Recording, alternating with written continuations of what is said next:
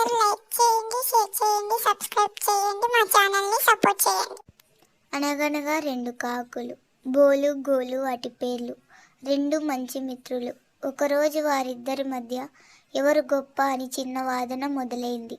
చినికి చినికి గాలివాన అయినట్టు అది కాస్త పెరిగి పెద్దదై నువ్వెంత అంటే నువ్వెంత అని కలబడి కొట్టుకునే స్థాయికి చేరింది. బోలు గోలుతో ఇలా అనింది.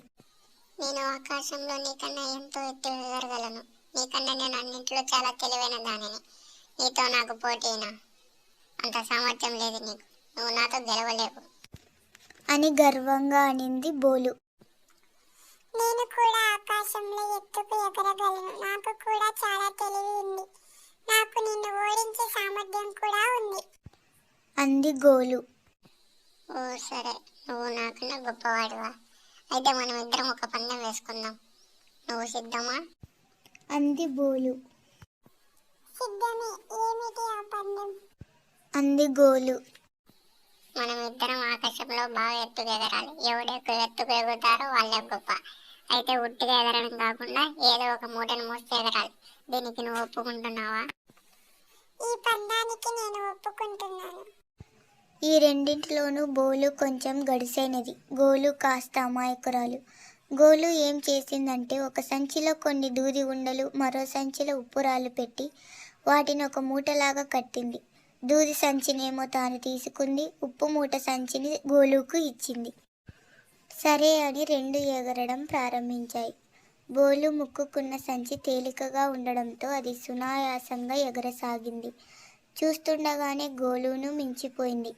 దానికన్నా ఎక్కువ ఎత్తుకు వెళ్ళిపోయింది. ఇంతలో వర్షం కురవడం మొదలైంది. బోలు ముక్కుకున్న సంచిలోని దూది వానకు తడిసి మూట బరువెక్కింది. గోలు ముక్కుకున్నది ఉప్పు కావడం వలన వానకు ఉప్పంతా కరిగిపోయింది. దాంతో బోలు ఆయాసంతో వెనకపడిపోతే గోలు మాత్రం సులువుగా ఎగిరి పైకి వెళ్ళిపోయింది. విజేతగా నిలిచింది. అప్పుడు బోలు గోలుతో ఇలా అనింది. నన్ను క్షమించు మిత్రమా. నా గర్వంతో నేను నిన్ను చాలా తక్కువ చేసి మాట్లాడాను. ఇంకెప్పుడు నీతో గొడవ పడను. సరే మిత్రమా, నిన్ను క్షమించానులే. నీ తప్పు నువ్వు తెలుసుకున్నావు కదా, సంతోషమే అని అనింది గోలు. ఇలా రెండు కలిసి ఆకాశంలో ఎగురుతూ ఆనందంగా అక్కడి నుండి వెళ్ళిపోయాయి. నీతి: మోసంతో తాత్కాలికంగా గెలవచ్చేమో కానీ అంతిమ విజయం మాత్రం న్యాయానిదే.